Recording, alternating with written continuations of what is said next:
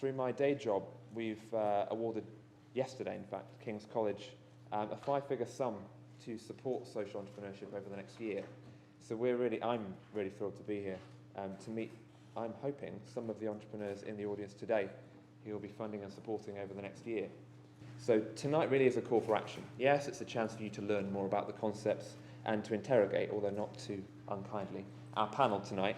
But it's really a chance for you to go out there and do something for yourselves. All my life I've been grappling with this question of what would it take to eradicate extreme poverty within our lifetime. It started for me as, at the age of 12 or 13, I went to the Philippines and India. I lived for a year in India and some time in the Philippines.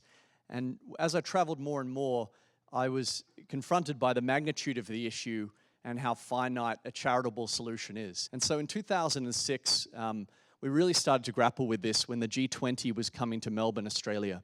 And me and my friend Dan, I was about 21 at the time, we had this dream of running this, what we thought would be a relatively small concert called the Make Poverty History Concert in Melbourne, Australia. And we thought it was going to be really small with just Australian acts involved. And one day I was studying away in the library, doing my law degree at the time, and all of a sudden Bono's manager called me, and he said in his thick Irish accent, he said, "Hey boys, I'm coming to Melbourne, Bono's coming to Melbourne, he wants to perform at your Make Poverty History Concert, is that all right?" And I was like, "Yeah, of course that's all right." And that night we convinced this man, Kevin Rudd, to come along to our event, who was about to be elected as the next Prime Minister of Australia, and he announced at our event an additional $4.3 billion in foreign aid for the world's poor. And so we saw a doubling of foreign aid in our country off the back of this movement, with over 1 million Australians, 1 in 20 of our entire population, wearing the Make Poverty History white armband. Off the back of this, I got a phone call from the United Nations in New York who said they wanted to help us take our work all around the world. And with the grant from the UN, together with the grant from the British and Australian governments, we founded the Global Poverty Project. Now, the way I look at social entrepreneurship is really the process of approaching social problems with the same discipline you would have if you were managing a for-profit enterprise in the private sector. We currently have about 250,000 members worldwide at last count. And we know that there are approximately 1.2 billion people on this planet living on less than US $1.25 per day. Now, the good news is that in the last 25 years, that number has been cut in half, from 52% of the world's population in 1981 living in extreme poverty, down to actually, as of today, it's just over 20% of the world's population living in extreme poverty. So that's all happened in the last 25 years, which is extraordinary progress within our lifetime. And then this comes to what role can we play in the West, and we look at it in terms of aid, trade, good governance. We also look at it in terms of what role can we play in fostering the sort of civil society in the West that leads to the outcomes of aid, trade, and good governance, which is obviously people who understand the successes that have gone in the past in terms of investment into smart aid, looking at case studies for support. How do you build markets? And these are the sorts of things that we focus on at the Global Poverty Project. So in summary, we do believe that it is within our jurisdiction, within the West, to see an end to extreme poverty, that extreme poverty will not simply end on the basis of economic growth alone, but that we can only do what is actually within our jurisdiction to influence, i.e. we're not going to try to overreach and influence every other jurisdiction. That's important for us.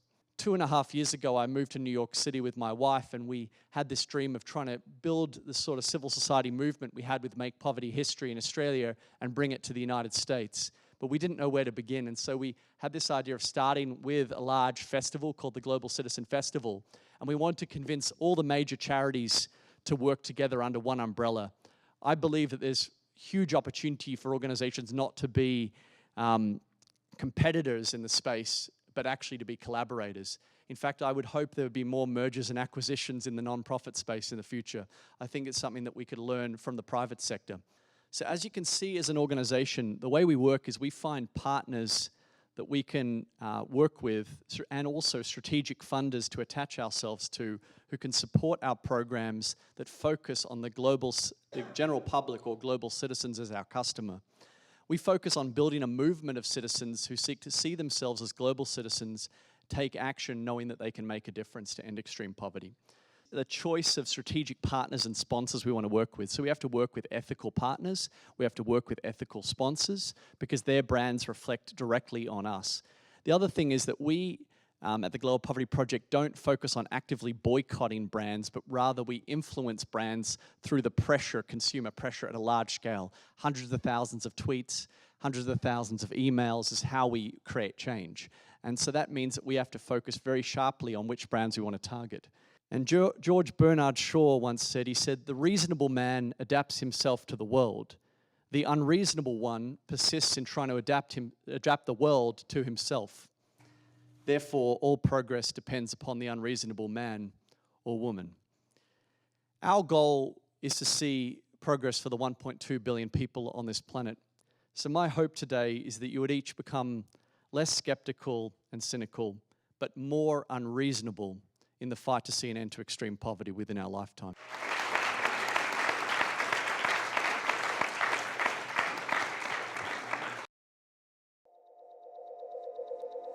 We got to a moment where one of the top 5 highest paid models in the world offered her services for free to support a nascent brand called Bottle Top, which is trying to enter the luxury goods business by using upcycled ring pools made by a wonderful group of women in the favela of Salvador, who we've trained from scratch, who are now employed, who have social welfare, health education, etc., provided by Bottle Top. I come from a rather different perspective, as having not been in the social enterprise or NGO or whatever world one wants to call. I came from the commercial world. But I had always wanted to deliver something back in some way. So when I was at Liberty and was chief executive, I had also taken on the responsibility of being chairman of Crusade, which at the time was one of the largest AIDS charities in Britain. And I think no matter what one does in life, whether it's in the social enterprise world, the commercial world, you have to stick true to a vision. You have to stick true with gritted teeth and determination to what you believe in and make sure it happens and never let go. And Cameron started off with that vision, and he started off with grim determination. They launched the bag. It was a sellout in Mulberry. It raised maybe £500,000, which went into health education projects in sub-Saharan Africa, which were HIV related. It was at the time when the explosion of HIV seemed uncontrollable. Is it controlled now? A question mark we'll not deal with now, but it's under more control than it was in 2002 when it was exponential growth. To try to establish a new product line, first of all, that's not made from ring pools is challenging enough. To do one that's made from ring pools at a quality level the market wishes to achieve is one that is very tough.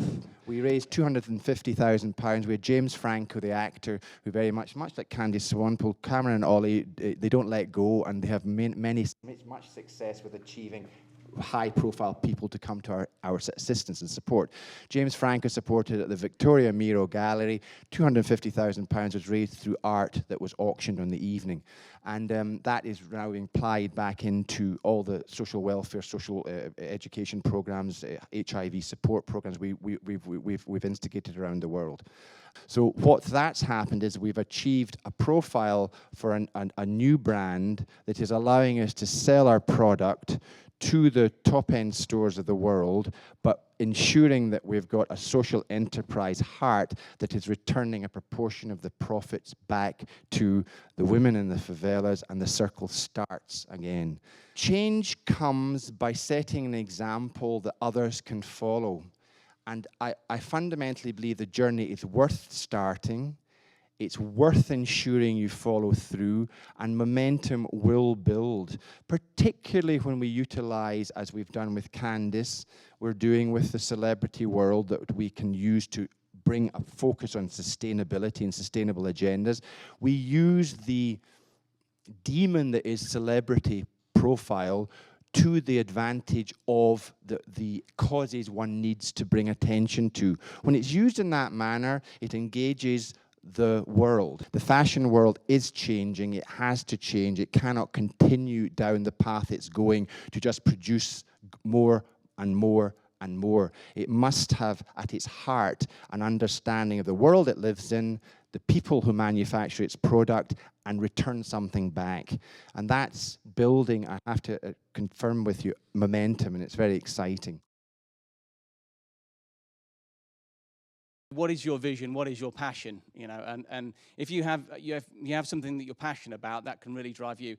Now, interestingly, I kind of have a passion for IT, but at the same time, I don't. And that came out a bit later on. So I started Contact, and this is an IT services company, does managed services for big businesses. It was very successful, and I started out with some social elements. So, I was working with East London Development Agency, taking in people from disadvantaged communities. I set up a telecoms for charities website, and any charity we would give telecoms services to it at cost price. I started to go to schools. I started to go to colleges. I was dealing with local community charities, trying to inspire other children. Because for me, I actually, found that I was quite good at business. I had a knack for it. Didn't have a very good education. Didn't come from a particularly, exciting background. But actually, being driven and being passionate and just wanting to get on in life, I actually managed to create this company which did really well. So for me, that's an interesting story, and it resonated with other people I spoke to. And so that was kind of my first real big social element, I suppose, was trying to help others, with my, skills, I guess, that I'd been given. And then one day, I had a very interesting call. In fact, it was an email, actually, from a couple of fellas who told me a little bit about their background, told me the mission they were on and what they were trying to achieve in life. And they were basically reaching out to me. They'd seen me on the Channel 4 Secret Millionaire. They knew I had an interest in charity and social enterprise. And they were looking to get a guy on board who could help them to move the company forward, to get it to the next level, and really sort of deliver on their dreams and their goals and their passions. And I have to say, when I met these guys, I was absolutely blown away by their story. It's very, very moving. But also what had happened out of that story as well. And they'd taken, their background, and a bit more like myself, but in a more dramatic way, they'd managed to take a sort of an interesting occurrence in their life, challenging one, but really sort of try and find some good out of that. And for me, that was really driving their passion and their goals. And they knew what they wanted to achieve, and they were really, really driven to achieve it. And that's what really excited me about this project. So without further ado, I'll hand you over to Rob Forkan at Gandhi's. We went on a Christmas holiday over 10 years ago now. We went to India, and it was the first time that we'd ever really been anywhere like that. And it was a complete eye-opener. From there, the parents then decided randomly to go to Sri Lanka. We went over to Sri Lanka, and again, we were traveling down the coast, and we saw lots of stunning fishing villages, and we spent Christmas out there. And some of you might remember back in 2004, that was when the Southeast Asia tsunami hit. And unfortunately, myself, younger brother and sister as well, at the time then about 17, 15, 11 and 8 were all out there. Tragically, we lost our parents, and there we were kind of, we spent years volunteering and kind of traveling around and seeing lots of situations where our parents would be explaining that, there's kids out there in kind of tragic situations, and then suddenly we were in that position ourselves. And we were at the bottom of a third world country, no passports, no money, no clothes, everything had gone.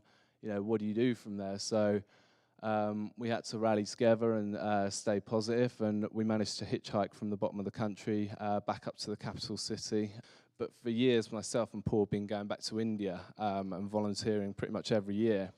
And we go over there for a couple of weeks, but we were looking for an idea where we could use our unique upbringing, not your typical kind of corporate company. We wanted to do something, bold, and we had this idea randomly after a festival, waking up with a mouth like Gandhi's flip-flops, to just start our own flip-flop brand with the idea of opening our own children's home.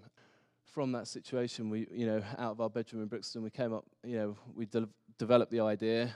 We managed to get into various retailers and signed up, various top high street retailers to get on board and kind of get behind, our social enterprise. And literally, we just got out there and we knocked on the door of Philip Green, and we just stood there in his lobby room and said, we're not leaving until he comes down to speak to us. He didn't come down. But we got our products in there and it sold out there this summer, so it did end up working. We've even got our logistics company now putting back 5% of the profit from all the goods that we ship back into our foundation. So we're affecting the people around us. We've just signed literally a retailer today, one of our first global agreement, and we met with a retail tycoon today, and he's just committed £100,000 from the deal that we're putting in place back into our foundation to help with another project in Sri Lanka. So, we're starting to affect people around us, and we know that we can't do everything. However, hopefully through our story and kind of what we're doing, it will lead other people to kind of go on and change and inspire as well.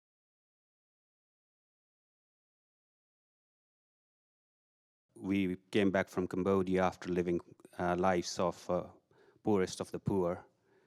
And it's really moving, and we found loads of stories. And what we're finding now is challenging is how do we scale? We have launched it. We have so many opportunities. What would be your advice to raise funds so that we can scale it? And how do we sell those stories here in the UK? In the power of social media as well at the moment. I think for us, something that's worked really well, which was mentioned earlier as well, in terms of collaboration. We kind of have a bit of a motto, kind of collaborate to elevate. So we aim to work with people that, are well above us, that will help kind of pull up what we're doing and give what we're doing a lot of exposure. So a lot of those people have a terrific audience, and if you're passionate about what you're doing and you've got a vision and you share it with them and they believe in what you're doing as well, they can voice it and get it out to a lot more people, which hopefully then you'll start to create more movement around what you're doing. Hope that answers it. It's a fantastic goal to sort of get to 2030 and get rid of extreme global poverty, but surely what's the end purpose? Because aren't we just moving the goalpost from $1.25 US per day to $5 per day to the point where we live in the US and the UK where there is no extreme poverty, yet there's extreme social inequality, and we're just fundamentally, we're not tackling the root cause of the problem, we're simply containing it. Wonderful question. The old adage, you can't do everything, is important in this case, because we have to start with ending the sort of useless suffering where a child would die for a lack of a 30-cent immunisation. And that's the sort of useless suffering that's not just a humanitarian issue, it's a rights issue, in my view, and it's a breach of human rights. And I think that the world agrees that it is morally outrageous that someone should die for a lack of a 30-cent immunisation in our world of plenty. And I also highlighted that, yes, $1.26 doesn't mean you're out of extreme poverty. I look at it in terms of food security, water and sanitation, healthcare, also look at it in terms of primary education and job creation. They're the 5 indicators that I usually look at when I consider what does it mean for a human being to have the sorts of things that they need to grow and flourish. And this does raise the broader issue of inequality and social inequality, which is an enormous issue in the West. I've always thought to myself, because if and when we do end extreme poverty by 2030, which is obviously the date that Jim Kim, President of the World Bank, has now publicly declared, then we have a new challenge on our hands, which is exactly the challenge that you raised of social inequality. We've been looking at that from a systemic point of view, in as much as we're looking at things like debt globally, we're looking at governance globally, we're looking at even the points that were made around fashion transparency globally and inclusivity of economic growth. These are some of the ways in which we're starting to look at the question of fundamental structural inequality. And I think that that discussion is in many ways far more interesting than discussions around foreign aid investment and even trade investment, I think, in many ways.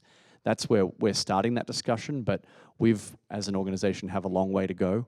We're only 5 years old, and so we want to treat that as the next challenge post-20, which we're going to start the discussion on in the meantime by starting to address some of those fundamental, what I call the enabling environment issues, the governance issues, the cross-cutting issues like gender inclusivity, that are easy in many ways to measure and are already embodied in the Millennium Development Goals, and we've been lobbying hard for them to be included at even more of the forefront in the Sustainable Development Goals to follow.